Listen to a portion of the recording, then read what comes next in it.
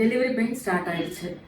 எல்லாருக்கும் காமனாக வர டவுட் என்ன அப்படின்னாக்கா, எப்போ டெலிவரி ஆகும்? ஸோ இதை பற்றி இன்னும் டீட்டெயிலாக தெரிஞ்சுக்கணும் அப்படின்னா இந்த வீடியோவை ஸ்கிப் பண்ணாமல் முடிச்சிடலாம். ஒன்ஸ் டெலிவரி பெயின் ஸ்டார்ட் ஆயிடுச்சு அப்படின்னாக்கா, நம்ம வந்து முதல் குழந்தையா இரண்டாவது குழந்தையா அதை பொறுத்து அவங்களோட டெலிவரி டைம் வந்து வேரியேஷன்ஸ் இருக்கும். ஸோ முதல் குழந்தை அப்படின்னாக்கா உங்களுக்கு டெலிவரி டைம் வந்து ரொம்ப ஜாஸ்தியாக தான் இருக்கும். அதாவது ஃபர்ஸ்ட் ஸ்டேஜ் ஆஃப் லேபர் அப்படிங்கிறது உங்களோட ட்ரூ லேபர் பெயின் ஸ்டார்ட் ஆகி உங்களோட கர்ப்பப்பை வாய் முழுசாக விரிவடையுது இல்லையா, குழந்தையோட தலை வெளியில் வர அளவுக்கு அந்த விரிவடையும் 10 சென்டிமீட்டர்னு சொல்லுவோம். ஸோ அந்த ஸ்டேஜ் வரைக்கும் நம்ம ஃபர்ஸ்ட் ஸ்டேஜ்னு சொல்லுவோம்.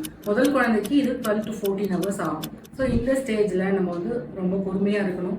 அடிக்கடி நம்ம வந்து ப்ராக்ரஸ் ஆகிடுச்சா அப்படின்னு கேட்டாக்கா, நம்ம அதுக்கு டைம் கொடுத்தா தான் அந்த சேஞ்சஸ் நடக்கும். கர்ப்பப்பை வாய் ஓப்பன் ஆகிறதுக்கு நம்ம கொஞ்சம் டைம் கொடுக்கணும். நம்ம க்ளோஸ் மானிட்டரிங் பண்ணுறது ரொம்ப ரொம்ப இம்பார்ட்டன்ட். ஸோ இந்த லேபர் பெயின் வரும்போது ஒரு 3 to 4 சென்டிமீட்டருக்கு மேலே போகிறது தான் நம்ம ஆக்டிவ் ஸ்டேஜ்னு சொல்லுவோம். அந்த டைமில் பெயின் கொஞ்சம் அதிகமாக தான் இருக்கும்.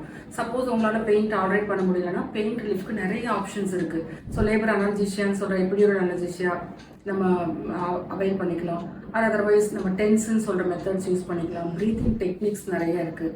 ஸோ மெயினாக இதில் நம்ம வந்து மதரையும் அவங்கள சப்போர்ட் பண்ணுறது தான் ரொம்ப ரொம்ப இம்பார்ட்டன்ட். கூட இருக்கவங்களோட ஒர்க் என்ன அப்படின்னாக்கா, மதரை சப்போர்ட் பண்ணணும். ஸோ அவங்கள என்கரேஜ் பண்ணி அவங்களுக்கு பெயின் ரிலீஃப் பண்ணுறதுக்கு நம்மளால் என்ன முடியுமோ அதை மேக்ஸிமம் நம்ம கொடுக்கணும். So second stage of labour அப்படின்னா என்னங்கிறத நம்ம நெக்ஸ்ட் வீடியோவில் பார்க்கலாம்.